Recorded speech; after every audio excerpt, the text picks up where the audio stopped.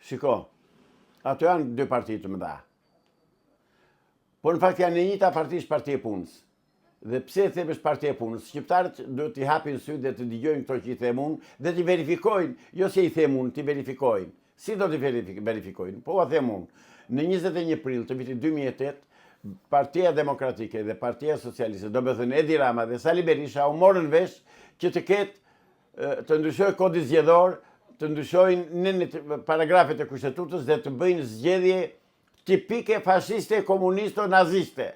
Që do të thotë, unë do kem sekret 26 veta të mos i di elektorati, por të votoj si parti dhe të tjerë pasaj kush të mbetet. Pra kjo është një tradhti, qofte e elektoratit të tyre, e kandidatëve të tyre që kanë dëshirë që të merren me politikë dhe të ecin përpara, të ndjekin karrierën politike, qofte edhe për qytetarin i thjeshtë. I thot qytetari i thjeshtë, demokratit, hajde voto ti për këtë blokun këtu. Se për blokun po voton, ose për zarfin. Do votoj për zarfin qytetari shqiptar. Jo për personin, nuk e di kush do jetë personi për cilin do votoj. Vota janë këto, zgjedhja janë këto, demokracia është kjo. Turp të vi të dyve.